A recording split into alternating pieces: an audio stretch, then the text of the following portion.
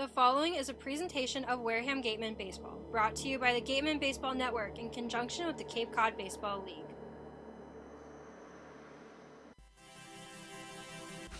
Last summer, the Wareham Gatemen had one of their most successful seasons in franchise history.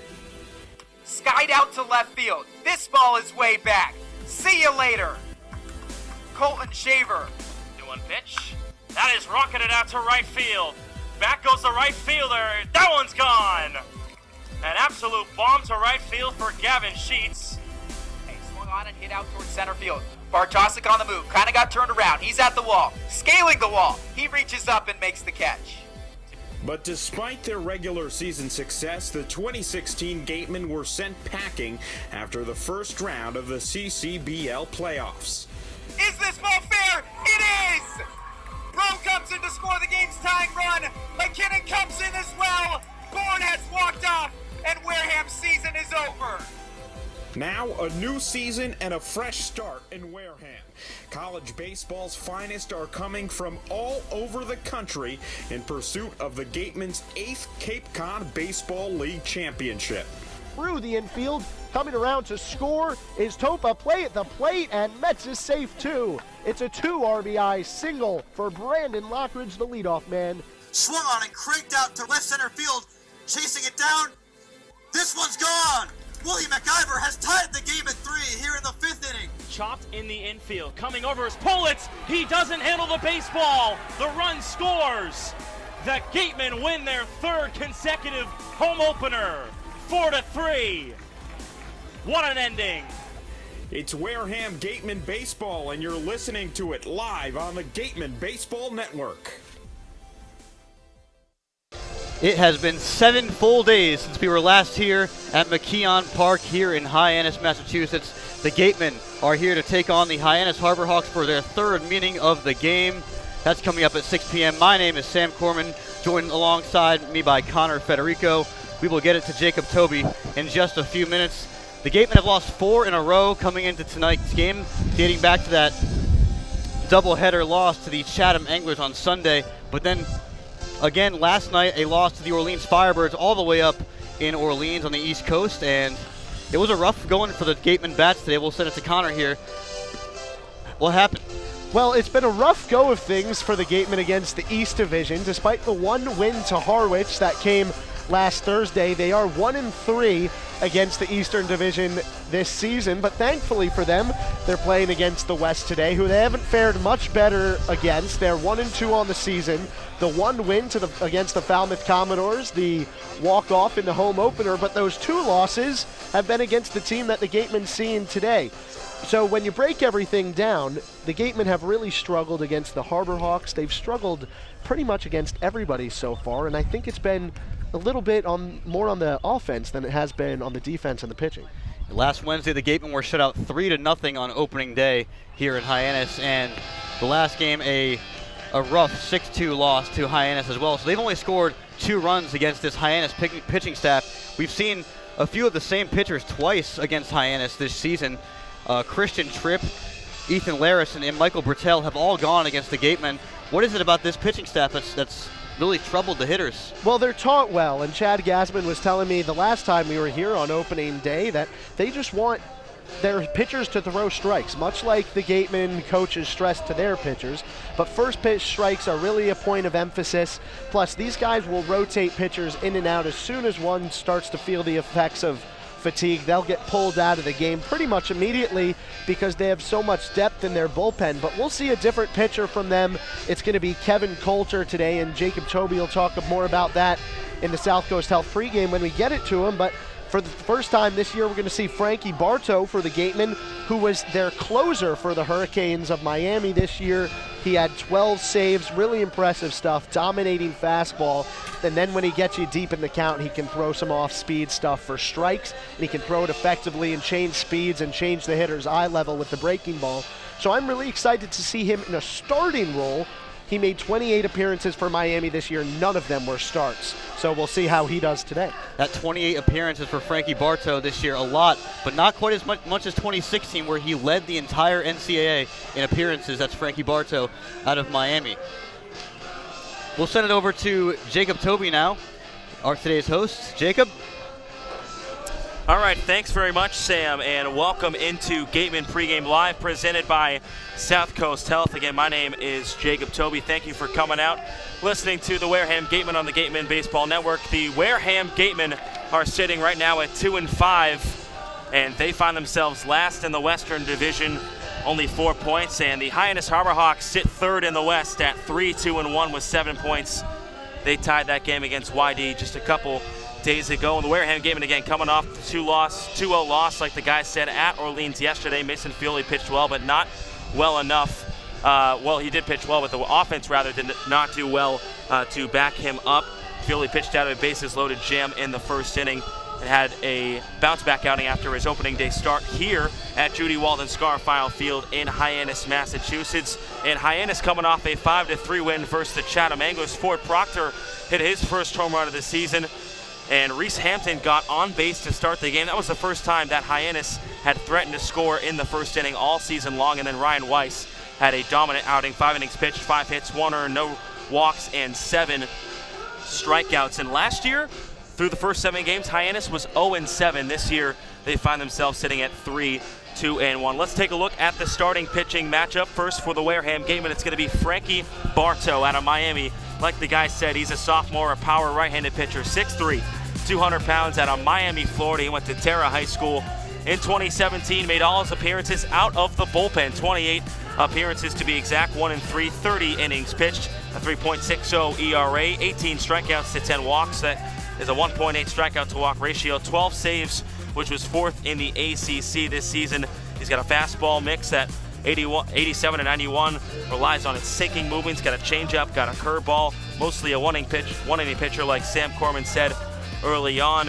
And in 2016 had 6 wins, most by any relief pitcher in the ACC all-freshman team as well. And for Hyannis, it'll be Kevin Coulter out of Mercer, 6'5", 210 junior out of Beaufort, California.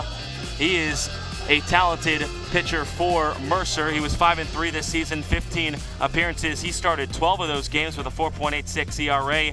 Had a save in there as well, went 70 in a third inning, striking out 47, only walking 17. So he did really well for Mercer this past season. Now we're going to send it down to our sideline reporter, Claudia Chikame. She caught up with pitching coach Jim Lawler. Thanks, Jacob. I'm here with pitching coach Jim Waller. So, Coach, last night your staff gave up 11 hits, but only gave up the 2 runs. Sneddon wasn't concerned when I talked to him about having all those hits. So, is that something you're concerned about, or you find that they were able to get out of the trouble? No, because bottom line, you want to make swing the bat. Because one thing in this league, you don't want to walk people. It's a wood bat league, and so the more strikes we throw, the better.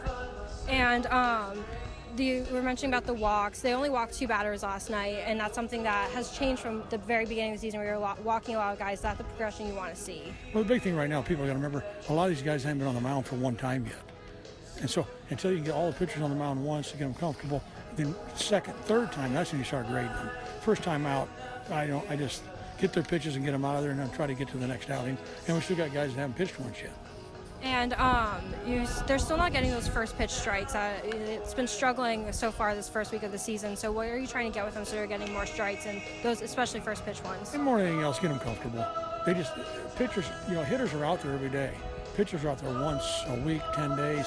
And until after they get into the game, get out once and get it out of their system, then we can start figuring out what we're going to do with them. And Sam's talked about how competitive the pitching is so far around the entire Cape. So do you feel like your guys are competing against the rest of them pretty well? Oh, yeah. No, that's what's fun about coming up here. I love watching the kid on as much as I do ours, because I want to see who the best kids are. So, and that's the reason they're here. And so that's what makes it fun.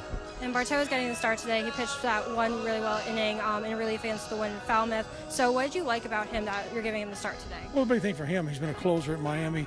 Next year, they're considering him to be a starter, so I'm trying to get him a chance to do a little bit of that so he can do both. What should we expect to see from him today at the start? 90-92 with a good slider, and it'll be interesting because guys really do well closing, and sometimes they think they're going to be able to start.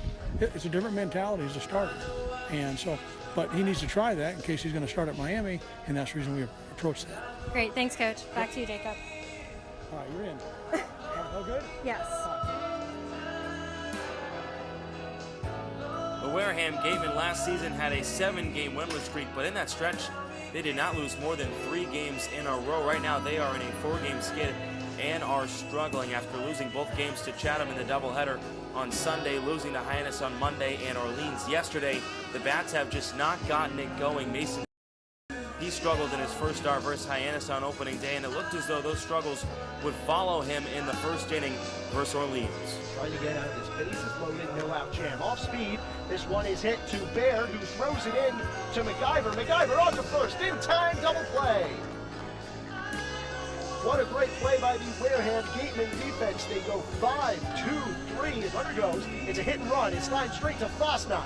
He'll have an easy throw to first base, and it's a 6-3 double play. Outstanding work on the diamond by the shortstop, Nate Fosnot.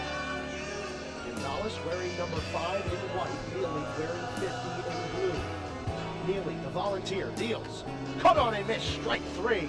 And that will end the 4th inning for the Orleans Firebirds. Neely got into the 4th inning with that strikeout, but also hit 2 batters and let up the first run of the game for Chatham in his next inning. Delivers quickly. It's going to be line to left field. John Topa charging in, sliding, and he can't make the play. It drops to his lap. Coming in to score is Jimmy Herron, and the Firebirds have a 1-0 lead. Ben Olsen came into the game and had 3 Ks in 1 2/3 innings and kept the Anglers scoreless after getting out of a bases-loaded jam. The 1-2 coming. Kicks, fires. Called, strike 3, outside corner. It's a curveball from Olsen, hit a 3rd straight curveball, and he gets Newtbar down looking. So the Gatemen escape another bases-loaded jam with no runs given up. But then Jeff Holtby of Orleans put another run of separation up between the Firebirds and the Gatemen, and that's all the Orleans Firebirds would need to finish the deal. Holtby, the 9-hitter. He's 0 for 4 today. He lays down a bunt. It's a suicide squeeze. It's going to work. The run will score, and Roberts flips on a first for the 2nd out of the inning. The Orleans Firebirds have a 2-0 lead. Here's a stroke. It's going to be a base hit along the right field line for MacGyver. Rounding second and staying there is Dodson. It's a broken bat base hit over the first baseman Pasatempo's head, and the Gatemen have the tying run at first base. Runners go, swung on and missed, and that's the ball game. The Orleans Firebirds win 2-0, and these two teams both with 2-5 records now in Cape Cod Baseball League play.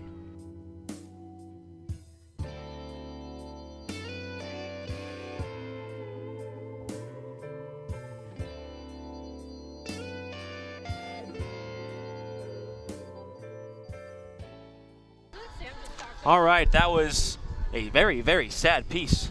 But, hey, it's the Cape Cod Baseball League. That's what happens sometimes. So let's go around the Cape Cod Baseball League for some scores. Bottom of the 2nd, the Brewster Whitecaps are up 1-0 over the Falmouth Commodores. Darius Hill had a sac fly for Brewster to put them up 1-0 in the bottom of the 2nd. The Harwich Mariners are up on the Cotuit Kettleers 3-0 in the top of the 3rd. Jordan Verdon for Harwich had a 2 RBI single on that one. They're in the top of the 3rd again.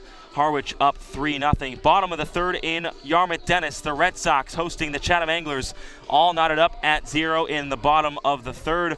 Bourne Braves and Orleans Firebirds will throw the first pitch at 6 p.m. like the Wareham Gatemen and the Hyannis Harbor Hawks. So that's your update for around the Cape Cod Baseball League. We're going to send it to break, but keep it right here on the Wareham Gatemen Pregame Show presented by South Coast Health.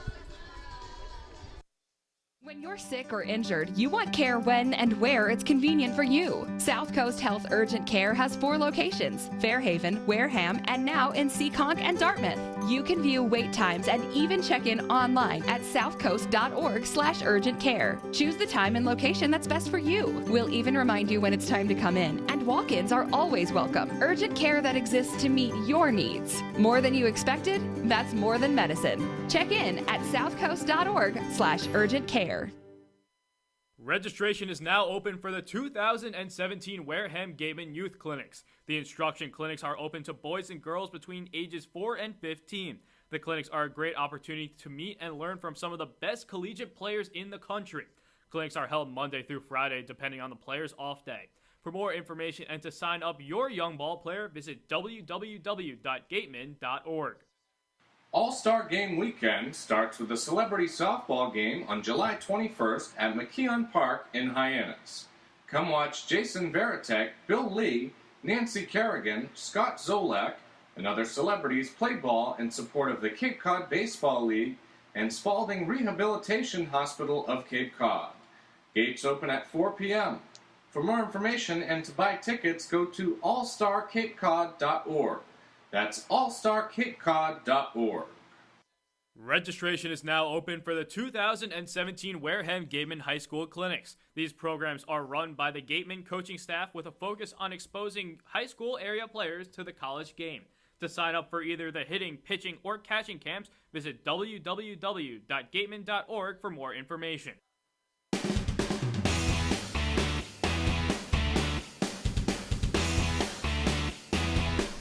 Welcome into Gatemen Pregame, live presented by South Coast Health. My name's Jacob Toby. Let's go over the starting lineups. We're first going to see the Wareham Gatemen. Jaron Duran making his debut for the Gatemen at Long Beach State. He will bat first. He's at second base. Blake Sable, the DH today, he bats second. Willie McIver, the third baseman, bats third. Luke Bonfield at first today, he bats fourth.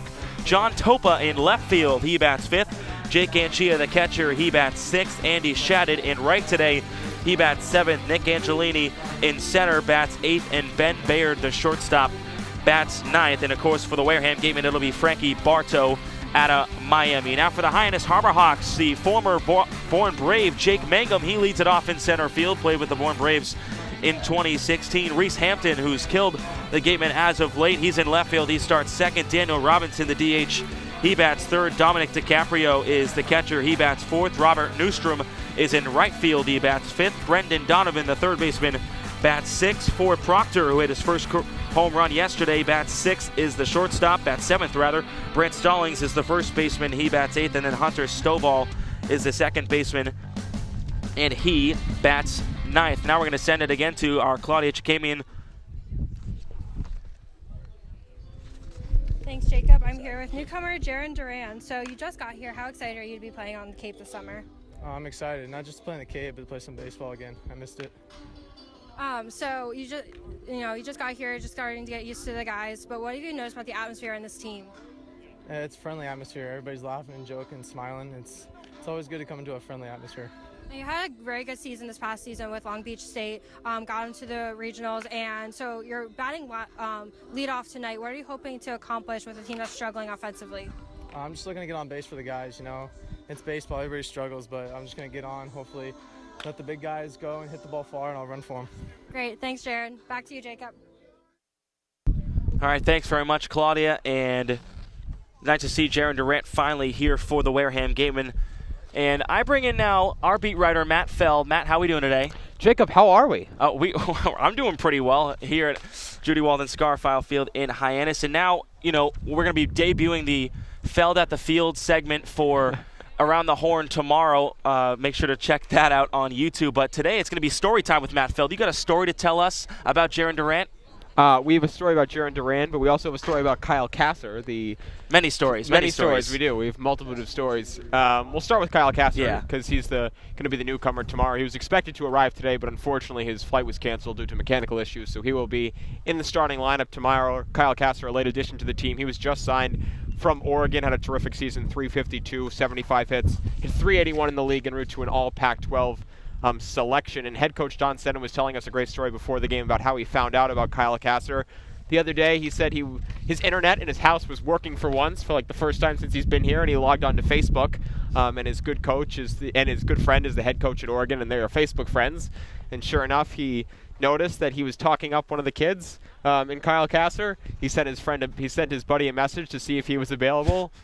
His buddy responded back, the assistant coach at Oregon responded back that he was indeed available, and head coach John Seddon said he would no longer be looking for a job and that he was officially going to be on his way here to play for the Gatemen. So some Facebook hunting has landed the Gatemen a solid infielder in Kyle Kasser, stands at 5'10", 185 pounds, going to be a senior. So not the biggest kid, but he had 75 hits, 352 batting average, 5 doubles, and only 18 strikeouts on the season compared to 25 walks. So obviously loves to put the ball in play. And what can he do defensively for this team?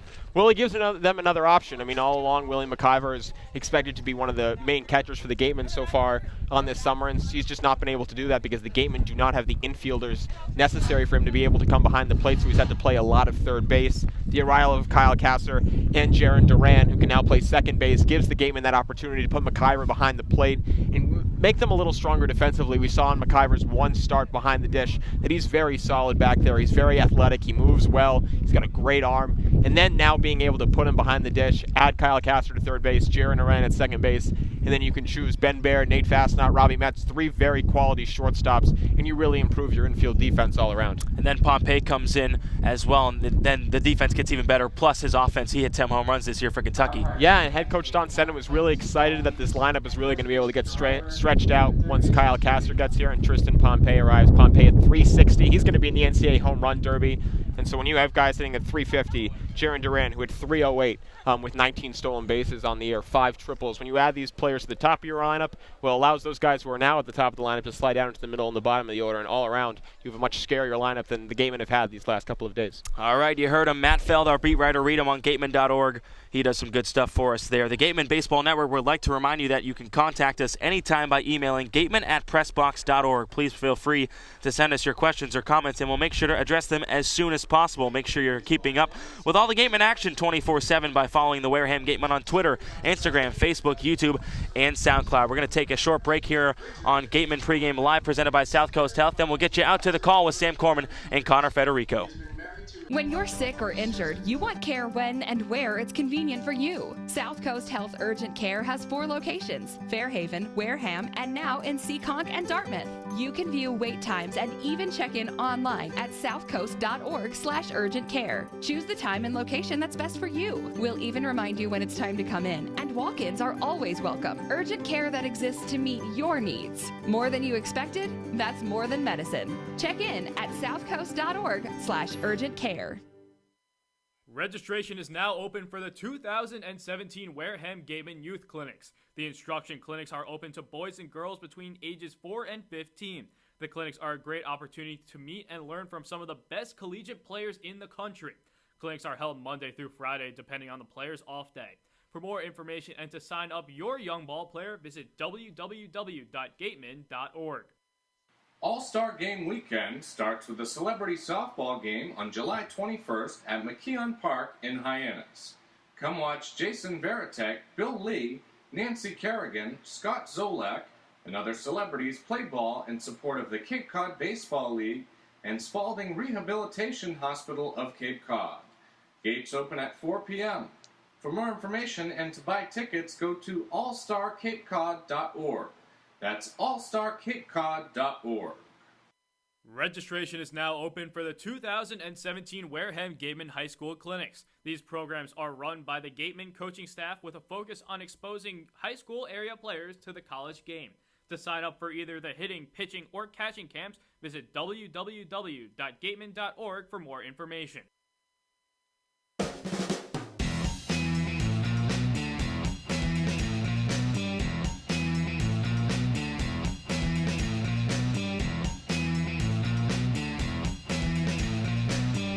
Welcome back to the broadcast booth here in Hyannis. We're almost ready for our first pitch between the Gatemen and the Hyannis Harbor Hawks. Again, the third game between these two teams already here in this short Cape Cod Baseball League season.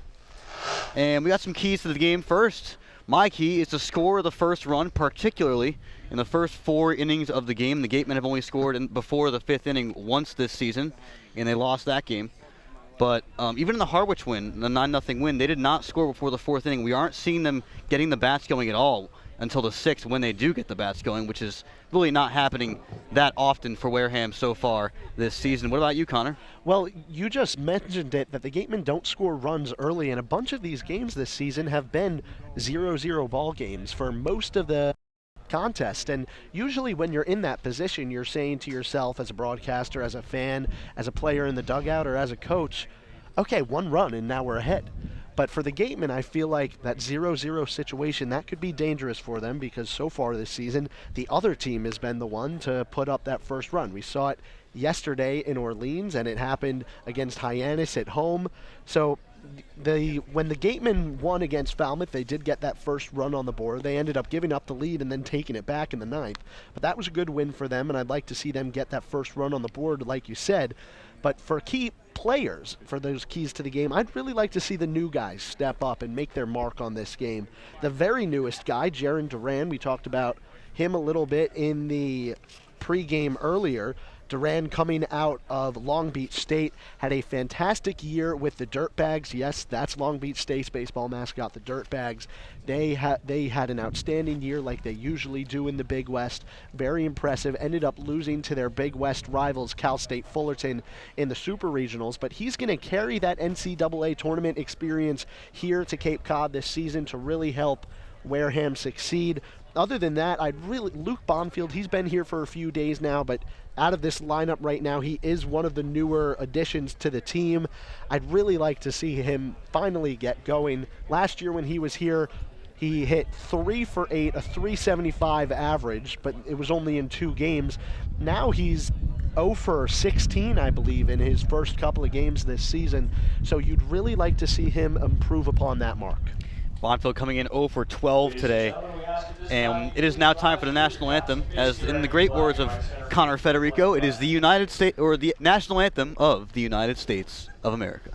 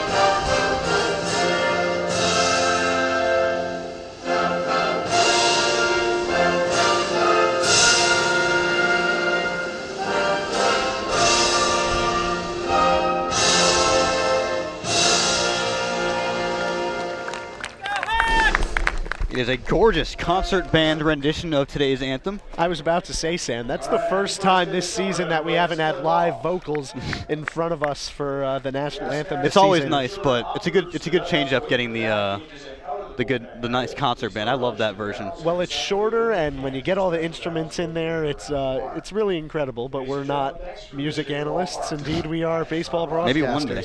Maybe one day. As we're just about ready for first pitch here in Hyannis, we'll run through the Gatemen lineup as Jacob did earlier already, but we'll do it again. Leading off for Wareham, Jaron Duran making his Gatemen debut out of Long Beach State. He's playing second base. Hitting second, Blake Sable will be the DH today. Hitting third, Willie McIver is going to play third base. Batting cleanup, Luke Bonfield is playing first base today. We've seen him in the outfield quite a bit. John Topa is back in left, his usual position. He's hitting fifth. Jake Angia back behind the plate. He'll hit sixth. Andy Shadid is in right. He will hit seventh. Nick Angelini in center field will hit eighth. And Ben Baird is hitting ninth, and he is at shortstop. In the outfield for Hyannis, Reese Hampton in left, Jake Mangum in center, and Robert Newstrom in right. And left to right in the infield, third base to first base, it is Brendan Donovan, Ford Proctor, Hunter Stovall, and Brant Stallings. Behind the plate for Hyannis is Dom DiCaprio, and pitching is Kevin Coulter. Well, Kevin Coulter, he stands a dominating 6'5" and 220 pounds. He throws with that right arm, and he's really got good stuff. He comes out of Buford, Georgia, where the same town that Justin Glover on the Wareham Gatemen is from. But instead of being a Georgia Bulldog, Kevin Coulter is a Mercer Bear. And with them this year, he had a 5-3 record and a 4.86 ERA. So I'm really excited to see him today. He comes from the Atlantic Sun Conference, and here in the Cape Cod Baseball League, it doesn't matter where you come. We have a couple of D2 players that have made their mark so far, including Jake Anchia, the catcher for Wareham. So I'm just really excited for today's game. The Wareham Gatemen have to get a win to stay relevant tonight. Mercer, the Southern Conference champions in 2016. In that game, Kevin Coulter, a complete game in the championship against Furman, so he's used to the big stage and pitched very well in that big stage for the Mercer Bears. As we're ready for first pitch, Jaron Duran, the new addition to this Gatemen lineup, the lefty, will dig in, playing second base, and he will take the first pitch from the righty, Kevin Coulter. And the pitch comes in on the outside corner, a fastball for strike one from Coulter, and we are underway here in Hyannis. Yeah, really exciting to see Jaron Duran right now. He's got speed, he's got a bit of power, he's got everything you want. The pitch comes from Coulter, just low, and the count now evened up at 1-1. Durant, 308 this year, en route to the Super Regional berth for Long Beach State. The Dirtbags, which is unlike the rest of their teams, called the 49ers, as the big righty deals outside, now falling behind in the count, 2-1. A big over-the-top arm action for the right-handed Kevin Coulter. Kind of reminds me a little bit of an Andy Pettit, except, of course, Pettit's a lefty. Hit opposite field out to left field. Coming on is Hampton, and he makes the play on the run coming in. One down here in the top half of the first inning as Jaron Duran is retired for the first time this season. Well, with that motion from Coulter, you give up the pitch basically right away because you're cocking it behind your head completely, and it's a clear view for either the lefty or the righty hitter. So when you're a hitter, you can locate that ball pretty much right as soon as it comes out of the hand. Not a lot of deception from this delivery. We've seen Blake Sable at first base. Today he's playing the DH position, and he is digging in, takes a curveball at the plate. 1-0 on Blake Sable. Coming into today, 273, 6 for 22 on the season, with one extra base hit and 3 RBIs. On the outside corner to Sable from Coulter. That was a fastball. Now it's a 1-1 count. Sable out of USC, Southern California, that is, not the other USC, South Carolina. Pitch comes in outside, 2-1 to Blake Sable, as we've seen Kevin Coulter now fall behind in the first 2 counts. But Duran did fly out opposite field. A lot of speed at the top of this lineup. Sable, as we say that, shows bunt, trying to bunt for a hit, and fouls it off down the third baseline. Popped it up a little bit. Even though it doesn't work out, isn't that exactly what you want to see from your catcher? Just flashing the speed. Him, McIver, even Anchia has it a little bit. So Don Sneddon, he recruits these guys for a reason. You want speed in your lineup, especially the Santa Ana College coach. Sable was a top 10 national catcher coming out of high school, and it's surprising that we haven't seen him behind the plate yet this year. Pitch comes in, fouls it away down the third baseline over the netting here in Hyannis at McKeon Park. Count 2-2 to Blake Sable from USC. 346 on base percentage this year, and he calls for time. The tall lefty in Sable. Yeah, that last pitch, he did a good job of fouling it away when it was 2-2. Tough pitch. Pitch comes in, swung on and drilled down the right field line. Chasing it is Newstrom, and it is gone! Blake Sable with a home run here in the first inning, and the Gatemen are out to a 1-0 lead. Outstanding job of hitting there by Blake Sable.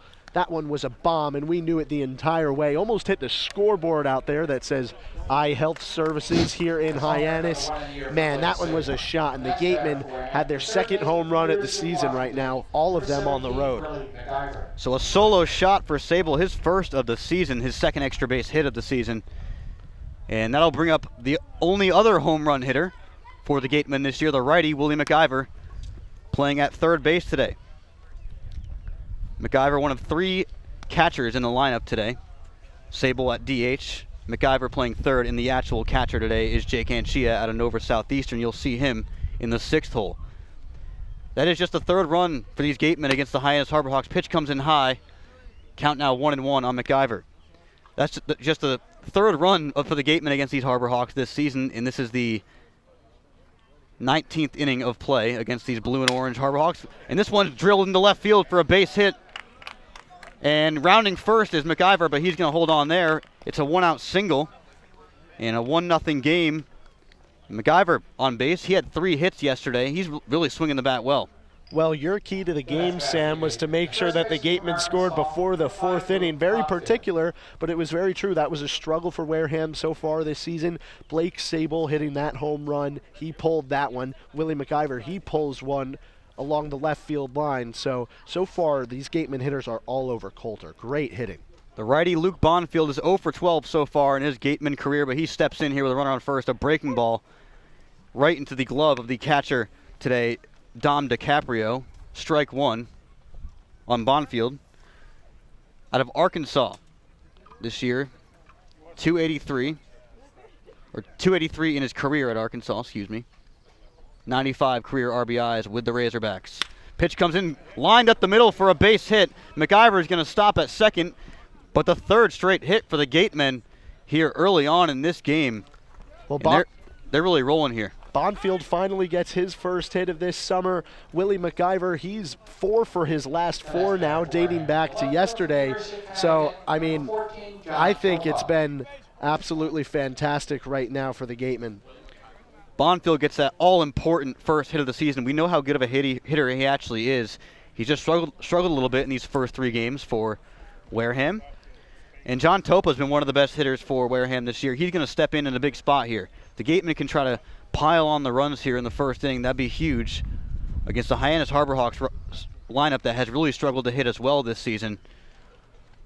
Hyannis only with 2 players in their lineup hitting well so far this season. We'll get to that as they hit, but first it's John Topa, the righty, taking a ball inside from Kevin Coulter, who kind of is getting slapped around early on here. Topa 8 for 20 coming in to this game with 2 RBIs for Wareham out of UConn. He's a 400 batter so far.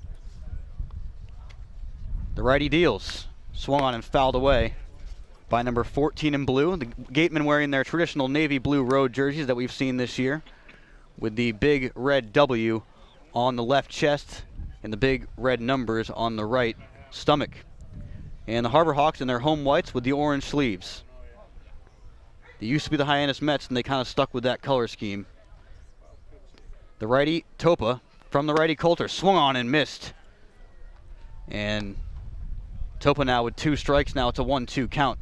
Yes, Sam, yesterday one of the Orleans interns comes up to me and he asks, is that the only uniform that the Gatemen have? And I said, no, we just haven't played enough at home for you to see that we have nice whites too. Well, I also went to the players' reading at the elementary school out in Rochester, and they were wearing these maroon jerseys that they might have used to wear. I'm not sure if those are ever going to come out this year, as this pitch comes in up high. Fastball from Coulter, 2 count as he continues to throw about a few balls here per at bat. Command struggling a little bit as he's given up 3 consecutive hits after Duran flew out to left field to start this game. The big tall in the stretch, Coulter. Breaking ball, strike 3, froze Topa in the box. And a good pitch there from Coulter to get the 2nd out of this inning. Topa down looking, and that'll bring up Jake Anchia. Well, what a huge strikeout that was for Coulter. He had runners on 1st and 2nd, 1 out after already giving up a run in this 1st inning. That was a huge out for him right now, and now he's only 3 strikes away from possibly getting out of all of this mess. Jake Anchia steps in, the righty. 326 this year with Nova Southeastern down in Florida, the D2 national champions back in 2016, as he takes a ball inside. Those maroon uniforms, Sam, not sure if we're going to see them for Red Shirt Friday this year. It's the Gatemen. We were supposed to have a home game last Friday against the Harborhawks, but it was rained out. Anchia from Coulter, and it hit him. It looked painful as it came inside, and Anchia nailed him as he turned around. And the bases are going to be loaded here for the Gatemen, and it's going to be Andy Shadden in this big spot with 2 outs here in the 1st inning. The Gatemen already have a 1-run lead on a Blake Sable home run. And Shadden coming in 182 on the season, a 250 on base percentage. But most of those hits came in the first few games of the season. He's really struggled to put it together in these last 4 or 5 games or so. The Bradley Brave out in Illinois, taking with the bases loaded from Coulter, grounds it up the middle on the first play. Tough play for the shortstop, and he steps on second and makes the play to retire the side. But the Gatemen get a run here in the top half of the first inning on a Blake Sable home run. We will go to the bottom half of the first. 1-0 Wareham on the Gatemen Baseball Network.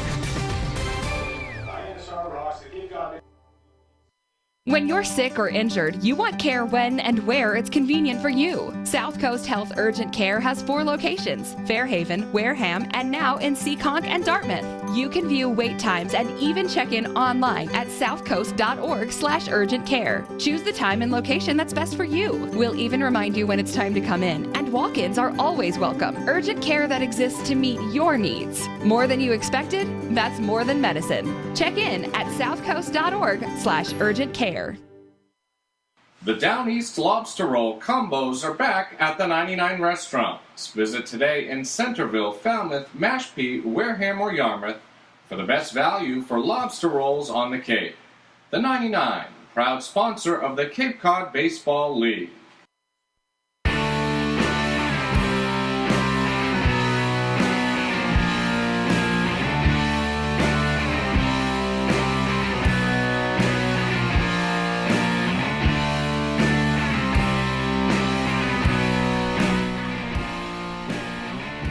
Bottom half of the first inning here in Hyannis at McKeon Park. The Gatemen off to a 1-0 lead. That's the first time they've scored before the 4th inning this season. And on the mound for Wareham is Frankie Bartow, taking his warm-up tosses with Jake Anchia as we speak. What do you expect to see out of Bartow this year? We've only seen him for 1 inning so far. Well, I think that he's an absolutely fantastic pitcher. He comes from the University of Miami, and in high school ball, he played for the Terra Research Institute, and Terra is a charter school in Miami-Dade known as the Green School. So, really interesting stuff for Bartow. Really excited to see him make his first start of this summer for the Gatemen. Really commanding stuff. He's got a great fastball, and as we talked about in the pregame, can then work off speed. Excited to see that. You also mentioned those 43 appearances that he had with Miami his freshman year, en route to a Louisville Slugger all-freshman pick and an ACC all-freshman team pick. So he's an absolutely fantastic pitcher, but he has no starts in his collegiate career. Let's see how this first start goes for him for the Gatemen. Certainly an interesting position to be put in, never starting a game and now coming here to play summer ball. And he pitched an inning, but basically your first appearance is a start here. We expect to see him for longer than an inning this game, hopefully as all goes well. 71 career appearances in just 2 seasons for Frankie Bartow, including what you mentioned, 43 back in his freshman year. That led the entire NCAA as the Miami native gets ready to throw to the leadoff hitter, Jake Mangum, who is one of the best hitters here in this Hyannis lineup out of Mississippi State. The lefty takes from Bartow, and pitch comes in outside, 1-0. In regards to him being primarily a closer for the Hurricanes this season, he wouldn't be starting right now if he didn't want to. So he clearly wants this chance. Go out, see what he can do. Bartow, pitch grounded to third. McIver, routine over to first, and 1 out quickly here in the bottom half of the first inning. McIver over to the first baseman Bonfield today. And that was Jake Mangum out of Mississippi State being retired. Well, it looked routine, Sam, but I can tell you it wasn't. The ball, it was chopping, and quickly it just went flat on the ground. It was a great adjustment by Willie McIver, and when you're a catcher and you're constantly adjusting to pitches are quick, and that's why he made that play. You've seen some great defense as Bartow, the righty, delivers on the outside corner for a strike against number 13, Reese Hampton, the left fielder today. Hitting .391, one of the only hitters in this Hyannis lineup that's really put it together so far this season, as the pitch from Bartow comes in low, 1-1. Hampton out of UNC Charlotte, a 2016 All-Conference USA freshman. As the righty to the lefty, and he shows bunt, tries to get it down, but he missed. That's Reese Hampton, has a lot of speed out there for Hyannis. Number 13 in white. Did hit .335 his freshman year. We mentioned he was a Conference USA freshman All-American. As Bartow delivers low. Count moves to 2-2 on Reese Hampton. But .335 his freshman year dropped all the way to .264. It just shows how hard it is to repeat that kind of season in college baseball. The Charlotte, North Carolina native, the lefty, takes from Bartow outside, and the count runs full on Reese Hampton. It's not uncommon to see guys have struggling sophomore years after having a real good opening year to your collegiate career. It's just that scouts and pitchers are going to know you better and know your tendencies. Hampton, the lefty, swings and misses. He's down on strikes. The first strikeout. That strikeout is brought to you by the law offices of Lang, Exafaris, and Bullard.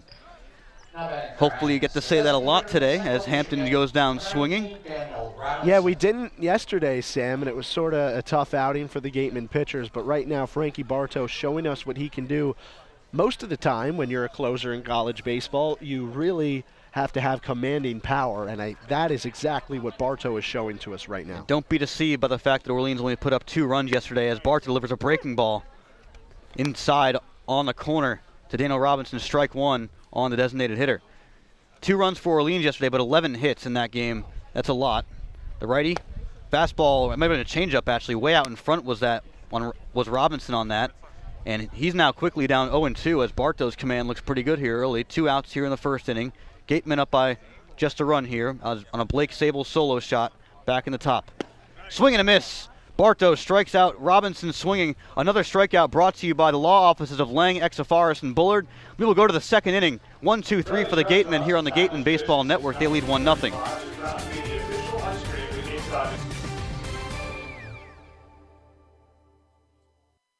Baseball Factory, a proud partner of the Cape League since 1991, holds over 600 events nationwide for players ages 8 through 18, including 3 training weeks here in the Cape.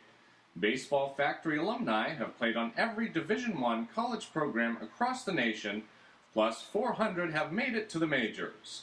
Visit baseballfactory.com to learn how you can build your way to greatness. Registration is now open for the 2017 Wareham Gatemen Youth Clinics. The instruction clinics are open to boys and girls between ages 4 and 15. The clinics are a great opportunity to meet and learn from some of the best collegiate players in the country. Clinics are held Monday through Friday, depending on the player's off day. For more information, sign up your young ball player, visit www.gatemen.org.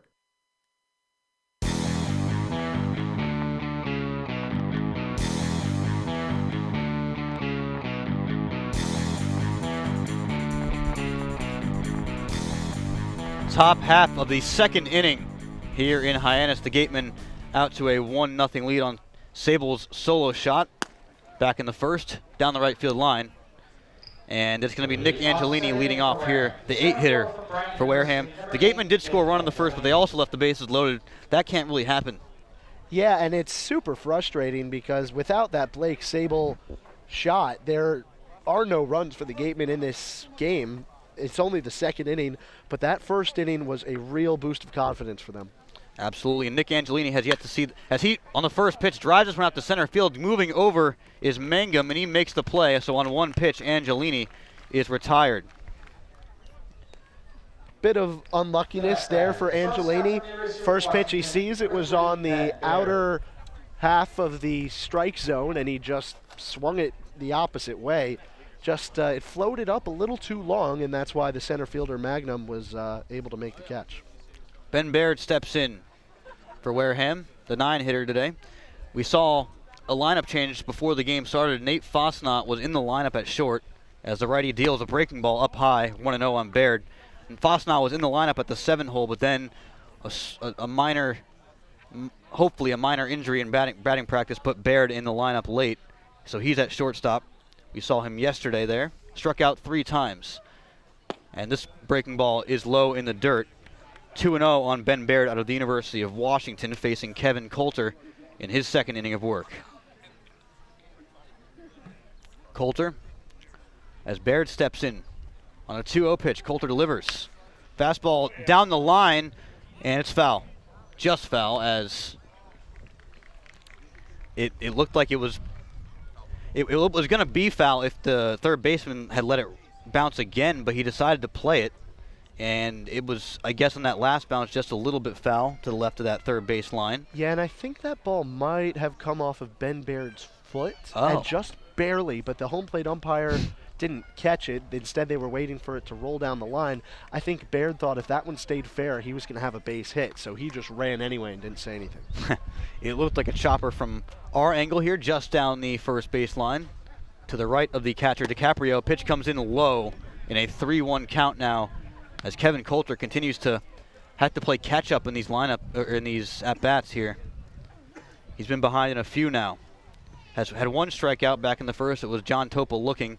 Fastball comes in, swung on and driven out to right field. Routine for Newstrom, and he makes the play.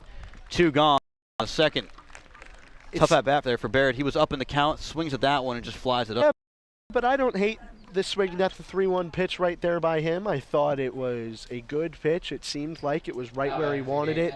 He swung the bat well. It just it floated up for him. Would have liked to see him have a better result with a 3-1 count, but he hasn't been hitting the ball well, but anything's better than a strikeout. Jaron Duran steps in, the leadoff hitter for his second at-bat. The lefty takes a ball outside on a changeup. 1-0 on Duran, the Buena Park, California native.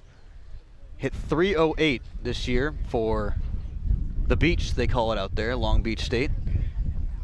And in regionals, 7 for 17 with a .411 average, 4 RBIs. So he really stepped up to the plate in the NCAA tournament as he takes a strike on a fastball in the outside corner. He can also run. We've mentioned how much speed the Gatemen lineup has. Sable, McIver, Topa, Angelini, Baird, they can all fly down the bases. And they add Jaron Duran into this lineup as he fouls this one away over the Hyannis dugout. Count runs to 1-2 on Duran.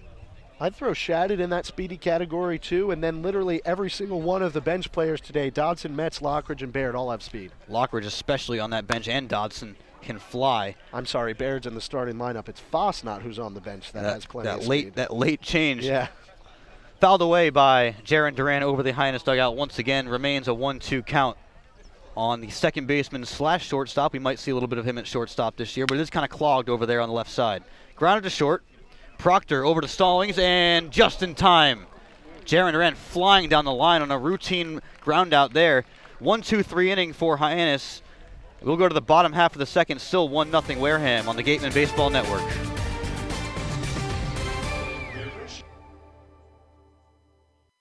We appreciate and thank the sponsors who support the Cape League and the 10 teams. Our corporate sponsors are the financial backbone of the league. It is with their support that we are able to preserve our long-standing tradition of providing the best family entertainment here on Cape Cod. On behalf of the visiting team, the Wareham Gatemen, league officers, and the entire Cape League family, we would like to announce and thank our 2017 corporate sponsors. With much appreciation, we recognize the Yawkey Foundation, Chatham Bars Inn, the Fuller Family Foundation, Dunkin' Donuts, Curry College, Cape Cod Healthcare, the 99 Restaurants, Coca-Cola Bottling of Cape Cod Potato Chips, Friendly's Ice Cream, Baseball Factory, Cape and Island License Plate, 47 Brand, Cape Cod 5 Cents Saving Bank, Stop and Shop, Peapod. We'll see you in the next inning for the second half of this outstanding list of loyal sponsors.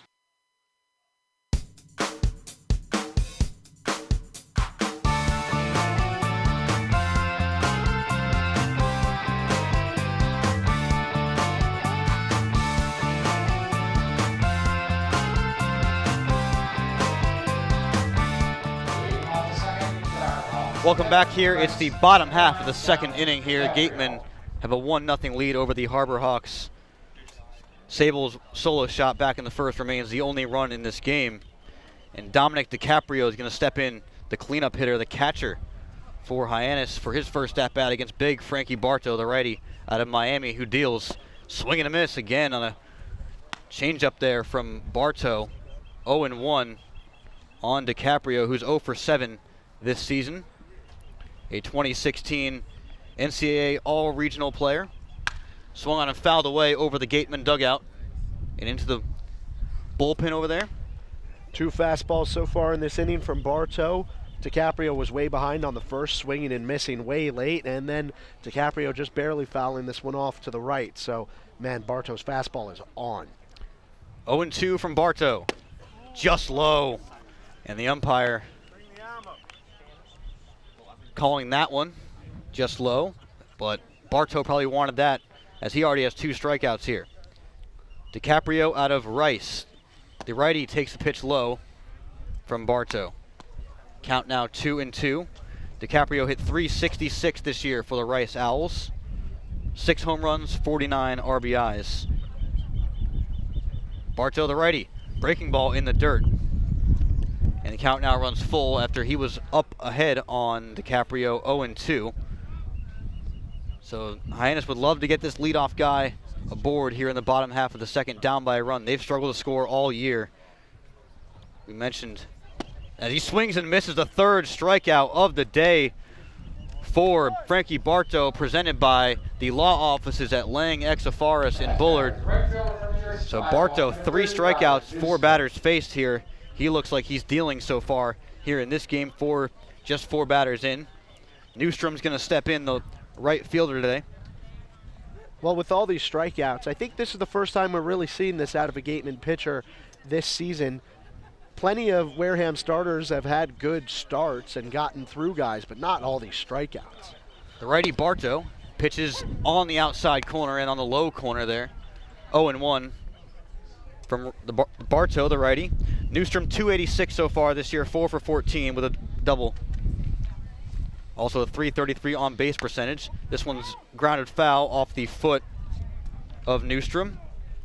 To my counting, this is the 3rd 0-2 count that Bartow has gotten himself in so far.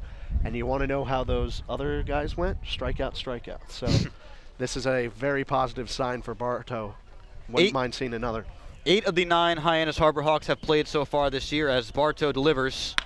As this one's lined up the middle and past the diving Duran for a base hit. So the first hit of the night for the Harbor Hawks belongs to Robert Newstrom. As I was about to mention, 8 of the 9 Harbor Hawks have played in this lineup so far this year. The one being Hunter Stovall out of Mississippi State hitting in the 9 hole. But 4 of those 8 hitters are hitting under 100 in batting average. So we've seen the struggles out of the Hyannis lineup as well as the Gatemen lineup so far this season. This being the 3rd meeting between these 2 teams so far. Now a lefty steps in. Brendan Donovan, the 3rd baseman, hitting .063 so far this year. Takes a strike on the inside corner from Bartow, who now has his first base runner, so we'll see him out of the stretch for the first time today. The lefty, Donovan, playing 3rd base today. And a pickoff attempt by Bartow over to first base. That's Bonfield, and nothing doing there. As Donovan out of South Alabama, the Enterprise, Alabama native. We've seen him in all 3 games so far for Hyannis. He fouls this one away over the netting. And all of a sudden, another 0-2 count for Frankie Bartow. Well, the difference on the batter to Newstrom was that he threw a changeup on 0-2 over the center of the plate. I think if your fastball is working, even though it's the same pitch, just keep working it. We'll see what he does here on the pitch, and it's low.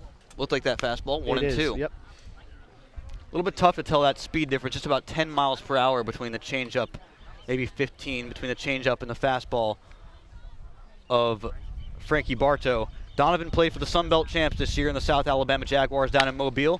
This one grounded right back to Bartow. On to second for 1, on to first. The inning-ending double play. Bartow to Ben Baird to Bonfield, and the side retired here in the bottom half of the second inning. We will go to the 3rd. 1-0 Gatemen on the Gatemen Baseball Network.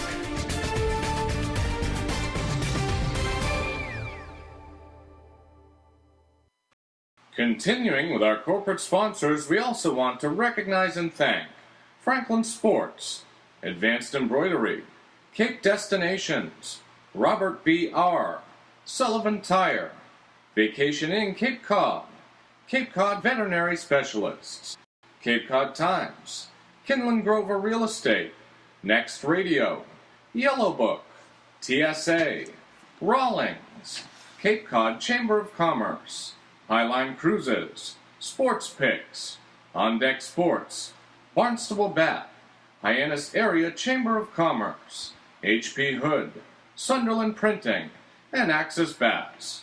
And of course, thank you to Major League Baseball for over 50 years of support. Urgent care is now available at 4 Cape Cod healthcare locations: Hyannis, Falmouth, Sandwich, and Harwich. Open after hours and weekends, staffed by ER physicians, expert care when you need it. Learn more at capecodhealth.org/urgent care.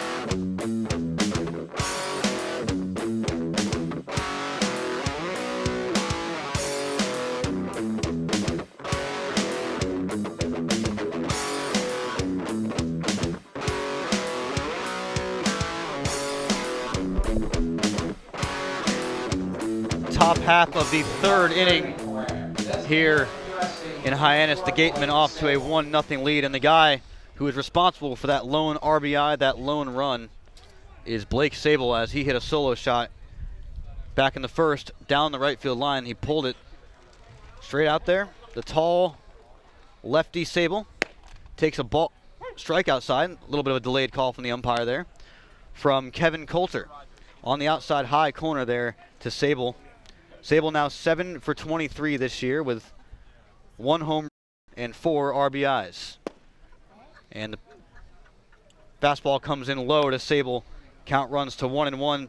I've already read this stat once this year. It was way back a few games ago, but I really want to read it again. He is related to future Hall of Fame safety Troy Polamalu of the Pittsburgh Steelers. Blake Sable, that is, fouled away behind the net.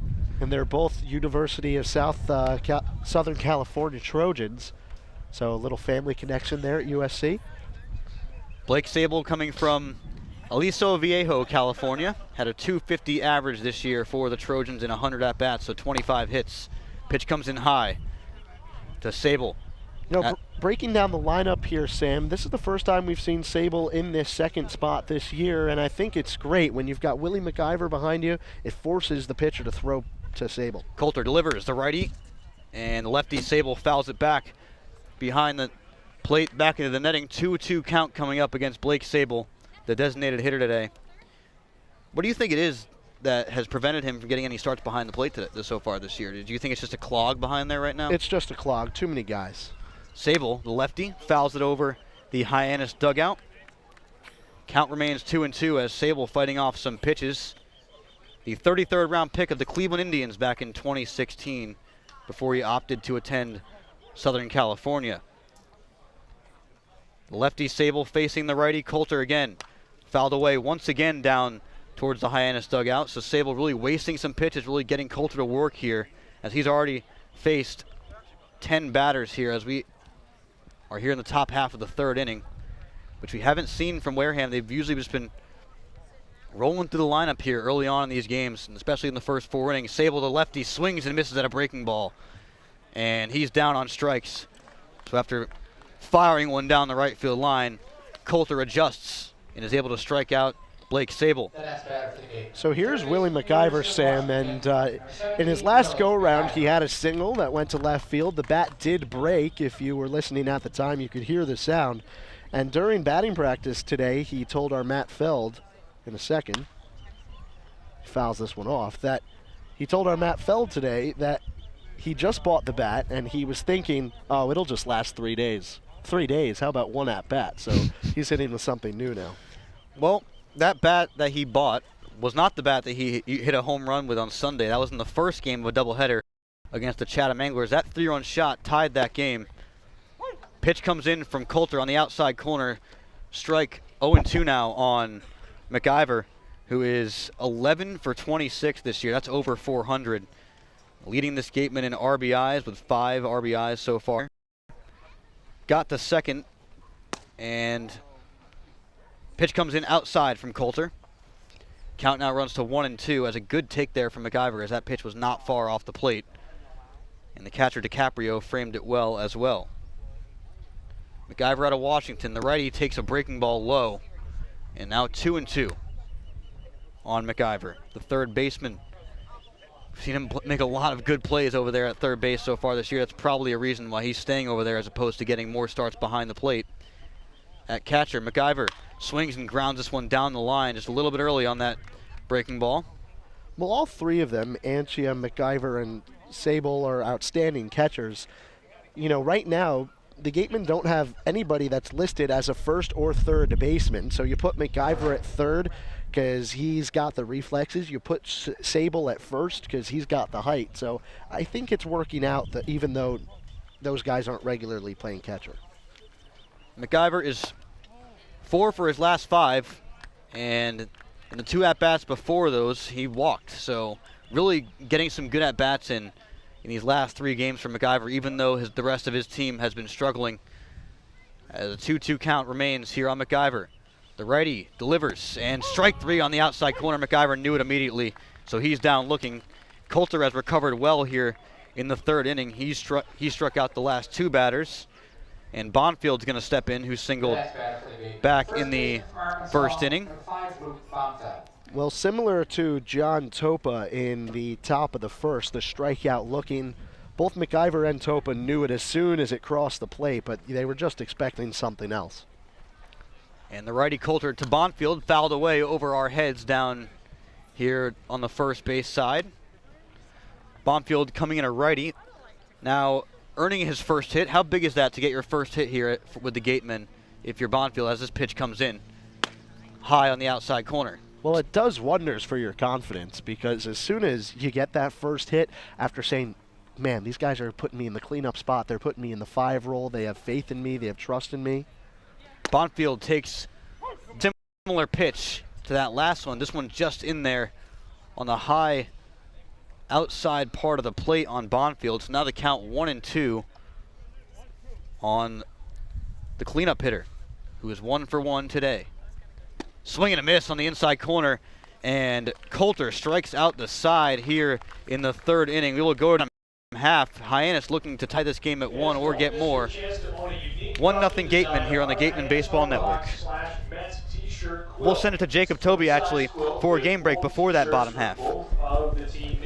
All right, thanks very much, Sam. We go to Brewster, where the Falmouth Commodores and the Brewster Whitecaps are tied up at 2 in the bottom of the 5th. Hop over to Wool Park in Catuit, Mass, where the Cavaliers host the Harwich Mariners. They are also tied up at 3. Catuit has scored 3 runs, 2 of them in the bottom of the 5th for Catuit. They tied up 3-3. They are again in the bottom of the 6th.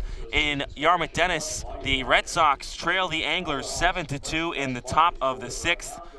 And Chatham has scored 7 runs in that one after being down 2-0. Chatham, a 5-run top of the 5th inning. Cody Roberts, a 3-run home run. And the Orleans Firebirds and the Bourne Braves, they're tied at 0 in the bottom of the 2nd. Guys, back to you. Chatham has been pretty impressive this year. They come into today's game against the Firebirds 4-2. And we saw them on Sunday. They swept that doubleheader. Their hitting was just impressive, especially from that cleanup hitter, Patton, who hit 2 shots, both to center field. That was Nick Patton. For Chatham, hit 2 home runs and had 5 RBIs on that single day in 14 innings against the Gatemen on Sunday. Also walked. So impressive stuff there from Chatham so far this year. But we're back to this game. It's the bottom half of the 3rd inning. Frankie Bartow back out there on the mound for the Gatemen, and his team's up 1-0. He's given up just 1 hit so far, but he's only faced the first 6 batters of this Hyannis lineup, as that double play from Brendan Donovan ended that inning in the 2nd. So Bartow 6 up, 6 down for him. And Ford Proctor is going to step in here. Interesting story for Ford Proctor so far this year. One of the weirdest stat lines I've ever seen in my life. He's 1 for 15 so far this year with 1 home run and 4 RBIs. So taking advantage of when he gets those hits, I guess you could say. He hit a 3-run shot yesterday for Hyannis to give them a 4-1 lead. And also has another RBI on a walk. Pitch comes in outside, and quickly a 1-1 count here on Ford Proctor, the shortstop. Bartow, the righty out of Miami, looking good so far for Wareham. Breaking ball on the outside corner, 1-2. And he just seems like he's hitting his spots right now, away from the hitters on those outside pitches. Tough to hit, especially for this lefty Ford Proctor swings and fouls this one behind him. Little breeze picking up here at Scarfile Field, McKeon Park in Hyannis. Sam, we were tracking before the game this huge storm that's supposed to come over the south coast of Massachusetts, but just narrowly missing Cape Cod, so we're lucky. Proctor from Rice and swings and lines this one into center field for a leadoff base hit here in the third inning. That's Ford Proctor for his second hit of the season. You mentioned other bats need to get going for the Hyannis Harbor Hawks. Ford Proctor is one of those that needs to get going, and he got it going yesterday with that 3-run shot and leads off this game in his first at-bat with a single to center field. And that'll bring up the 8-hitter, Brant Stallings. Yeah, it might be the bottom of this order, but there's certainly no slouches as hitters. Proctor, Stallings, and Stovall we'll see from Mississippi State. These guys are good. Don't wait on them. And this one's grounded to third on the first pitch. McIver over to second for one, on to first, a double play, 5-4-3, and McIver to Duran to Bonfield on the first pitch of that at-bat. So quickly, Stallings and Proctor are retired, and we're going to see Hunter Stovall's first at-bat of the season out of Mississippi State here. That's got to be the only reason he's hitting ninth in this lineup right now. Hunter Stovall is absolutely fantastic. He comes from Pelham, Alabama, and man, with the Bulldogs this year of Mississippi State, he had a really good year. Stovall from Mississippi State, the righty, swings and misses, wearing number 2 at a high heater from Frankie Bartow. In 2017, hit .288, 2 home runs, 18 runs batted in. And in 2015 was a Louisville Slugger freshman All-American. As fouls this one down the third baseline. Count now 0-2, another 0-2 count for Frankie Bartow. Also the Gatorade Alabama Player of the Year coming out of high school. Bartow delivers on the inside corner, strike 3. Another strikeout presented by the law offices of Lang, Exafaris, and Bullard. We will go to the top half of the fourth inning. The Gatemen hold a 1-0 lead over the Hyannis Harbor Hawks on the Gatemen Baseball Network.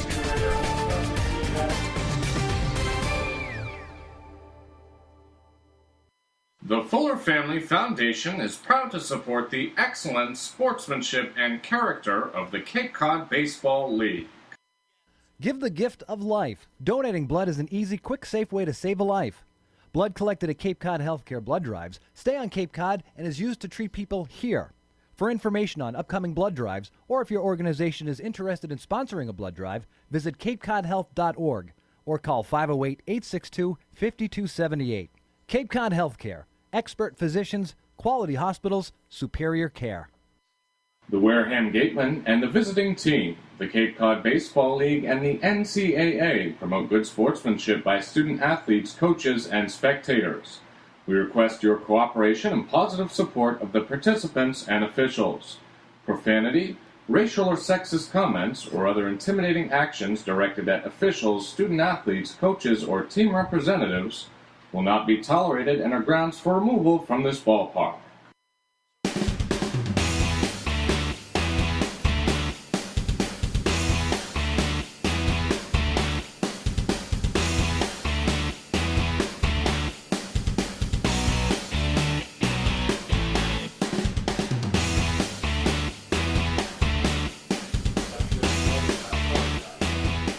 Top half of the fourth inning here in Hyannis. The Gatemen holding on to a 1-0 lead. The Gatemen Baseball Network would like to remind you that you can contact us anytime by emailing gatemen@pressbox.org. That's gatemen@pressbox.org. Please feel free to send us your questions or comments, and we'll make sure to address them as soon as possible. Make sure you're keeping up with all the Gatemen action 24/7 by following the Wareham Gatemen on Twitter, Instagram. Bunt laid down. Pitcher is going to handle it and fire out to first as John Topa was trying to bunt for a hit. Twitter, Instagram, Facebook, YouTube, and SoundCloud are the places to find all the Wareham Gatemen action as Topa is 0 for 2. The next batter, the catcher from Nova Southeastern, number 16, Jake Anchia. Good idea there by Topa. I like the idea at the top of the inning. Try to catch the defense off guard. But I'm telling you what, Donovan, he's going to be always prepared for a bunt, the Hyannis third baseman. There is so much speed on this Gateman lineup. Jake Anchia steps in. He was hit by a pitch back in the first inning. That loaded up, and the Gatemen left all 3 runners on.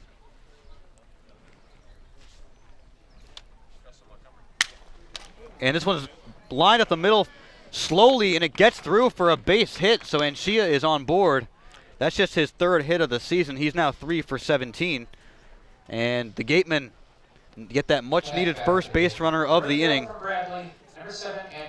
Well, it was a really good hit by Anchia. He hit it hard. The ball came down the center of the plate, and then Anchia hit it right back where it came from, over the top of the mound. It just sort of went through slowly. It must have hit something in the dirt because it rolled pretty quietly after that, but that was a screamer in the beginning. I caught that one off the middle of the bat. Sounded like it might have broken the bat, but it didn't. And a breaking ball in there for strike 1 on Andy Shattuck. Shattuck ended that first inning with the bases loaded with a fielder's choice. Scored that 6 unassisted. Andy Shattuck out of Bradley, and the pickoff attempt now from Kevin Coulter, the righty. So not the threatening pickoff attempt like the lefties have, where they're able to just kind of fake towards the mound with that leg kick. A lot harder for righties to pick off players. I can't recall a major league pitcher that was a righty that was really, really good at picking off players at first. As he goes again over to Jake Anchia, he seems to be worried about Anchia over there at first.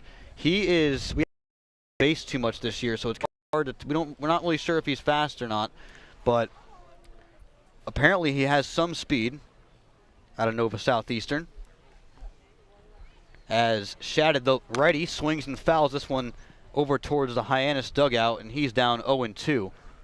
Well, what Anchia's doing over at first base, which might be a little confusing for Coulter, and it's a little confusing for me to watch him lead off, his body is almost 3/4 turned towards second base. So Anchia trying to get a bit of a head start. Maybe he's not trying to steal, but we'll see. Andy Shattuck, the righty from Peoria, Illinois, is going to call time. I'm not sure who called time there exactly, but all over the field they're resetting. Kevin Coulter did not get off to the start he wanted to in this game. Gave up that home run in the second at-bat, then 2 more hits in that first inning. Got out of it, only giving up a run. Strike on the corner. Andy Shattuck really does not like that call, and he's down looking. 2 out here in the 4th inning, and Shattuck really not happy. We saw him strike out looking twice in the home opener and did not like the call inside both times. That time he doesn't like the call outside. Well, it's a difficult pitch to go down on. It's hard to tell on this angle whether it was a strike or not, but usually when a guy's that adamant about a pitch not being a strike, he could be right sometimes. Shattuck's 0 for 2, and the pitch is going to be not thrown towards home plate, but towards the first baseman, Stallings, for another pickoff attempt. But Jake Anchia is back on first safely with 2 down here in the 4th inning. In the stretch is Kevin Coulter, who has retired 8 of the last 9 Gatemen batters dating back to the first out of the 2nd inning. And he's now in a 1-0 count on Angelini as that first pitch came in high. The righty Coulter in the stretch delivers inside corner. Strike there to Nick Angelini. He looks back at the umpire like he has 2 heads. That one was closer to Angelini's body than it might have been home plate. So Luis De Luis, tough night for him behind the plate so far, calling balls and strikes. Maybe a big strike zone, and that one comes in inside. 2-1. I remember back in the Little League days, the strike zone gets smaller and smaller as you get up here. Eventually, it actually is a real strike zone. Did I ever tell you I was a Little League umpire? I would call strikes at the shoulders. Especially with those little kids, tough at the shoulders. They don't have that much power with the upper body yet. Swinging away. When they're young enough, you want to encourage them to hit the ball. I didn't do it because I was mean. I just wanted to help them develop. Angelini fouls this one back towards us. Almost nailed Claudia Chikamian in the head, if not for the net in front of us. But that's why it's there. She's had a couple concussions in her 21 years on this earth, so we're very glad that there's netting between us and home plate. Nick Angelini hitting below 180 this year after flying out to center back in the first. He fouls another one off towards us into the netting once again. 2-2 coming up on Angelini with a runner on first here. 2 down in the 4th inning. The Gatemen holding on to a 1-0 lead on what's turned out to be a gorgeous Wednesday night here in Hyannis in a game here between the Gatemen and the Harbor Hawks. The righty, Angelini, fouling off again. It looked like that was a good pitch there from Kevin Coulter, but Angelini really fighting it off now as he's trying to turn his season around. He's just 4 for 23 so far with 1 RBI on the season. Angelini has a lone triple as that one's low. The lone triple for the Gatemen this season, that came in Game 2 of the Chatham doubleheader back on Sunday. So he has speed as well. 3-2 count coming up on Nick Angelini. Runner goes. Grounded to third. Good play by the third baseman. Donovan spins and fires wide.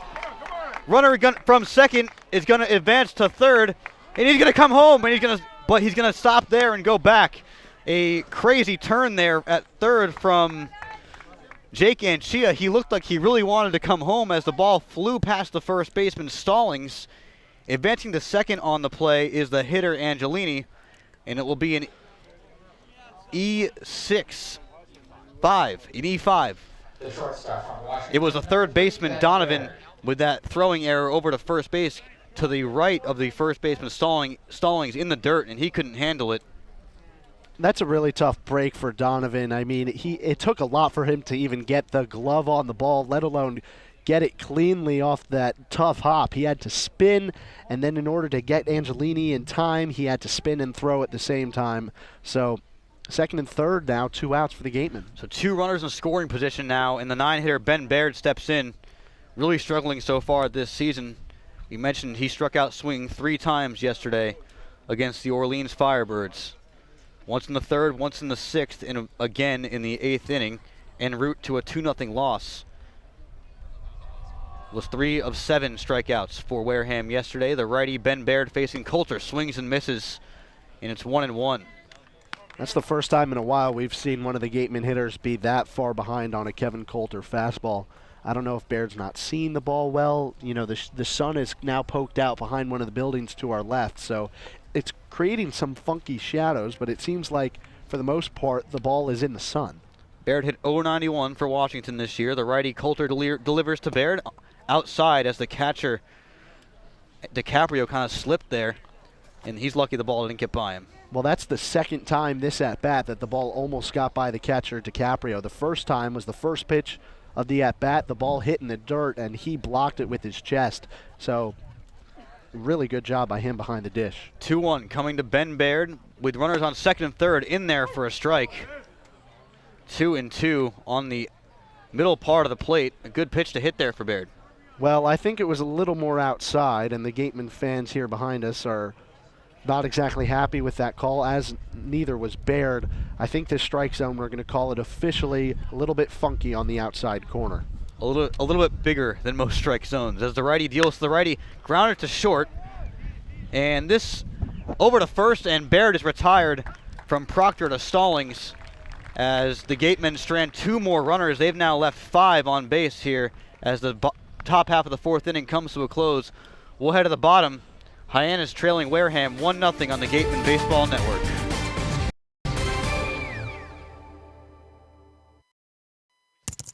Do you know what that sound is? That's your new digital marketing department. And that'll be your new web designer. And that's Haibu, where these experts are joined by many more, from web designers to search marketing specialists who work hard to get your business noticed online and on mobile. Best of all, Haibu can do it all for you, or give you the tools to do it yourself. To find out more, go to haibu.com. That's HIBU.com. Or call 855-464-HIBU.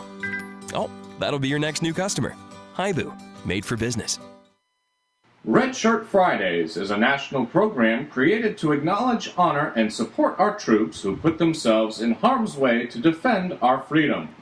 In support of this program, the Cape League teams will be wearing a specially designed red jersey every Friday. This special weekly celebration of Red Shirt Fridays is sponsored by 47 Brand, HP Hood, Cape Cod Regional Transit Authority, Advanced Embroidery, and the Cape League. Support our troops and join us by wearing red each Friday.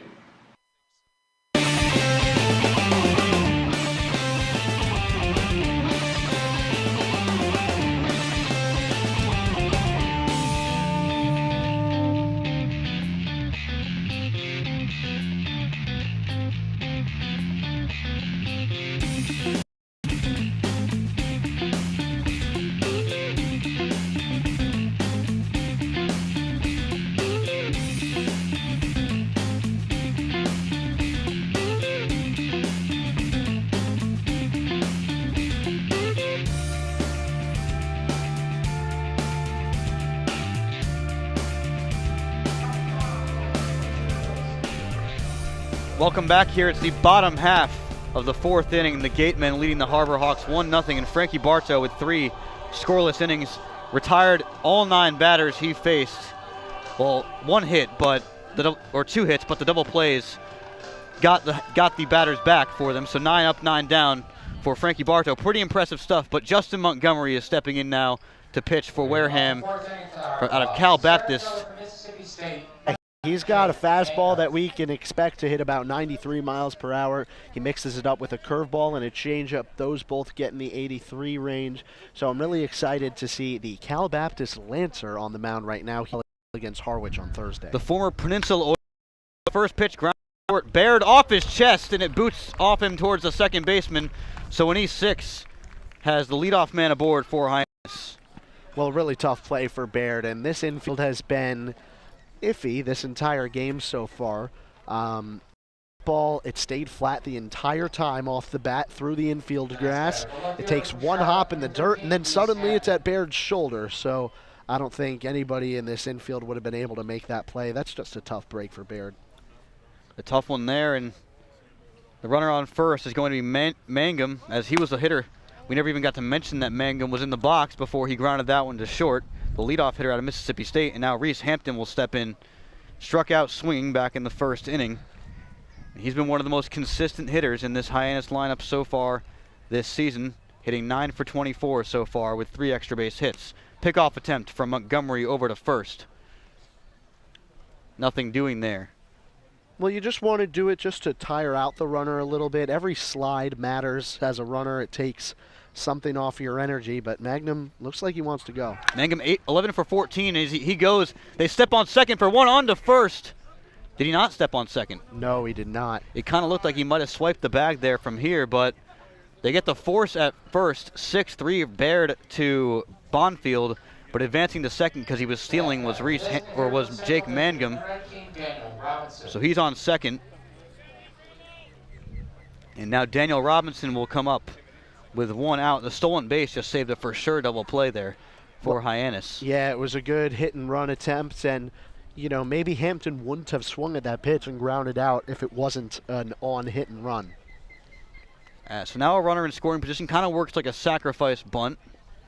1 out here. Daniel Robinson out of Central Michigan is going to step in. The Chippewas, Central Michigan, one of the most unique names out there in the Midwest.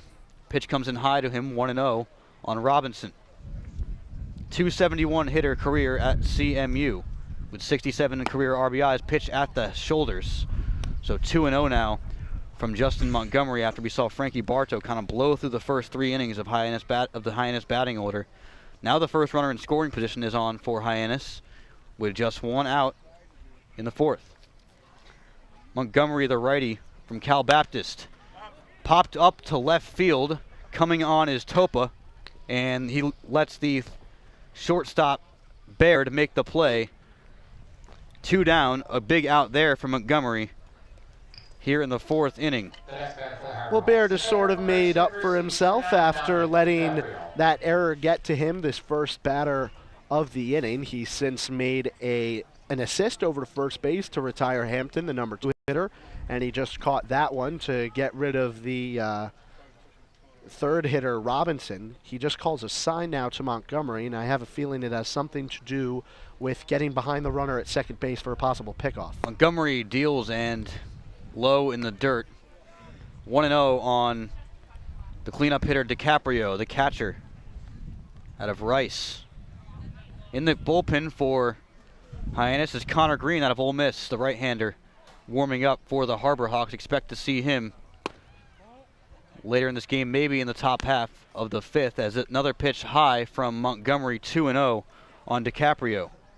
DiCaprio 366 this year for the Rice Owls.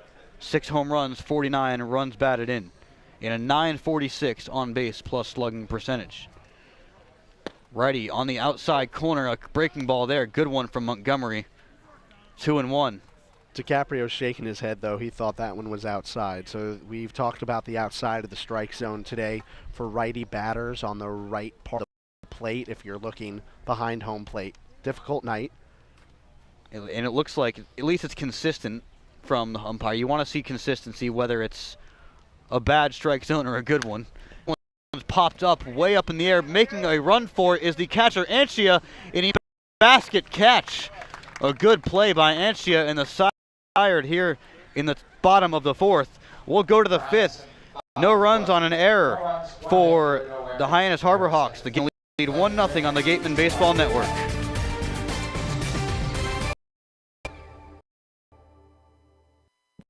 Cape Cod Healthcare now offers patients and visitors convenient urgent medical care by emergency room trained physicians at the Fox Patient Center and the Stoneman Outpatient Sandwich.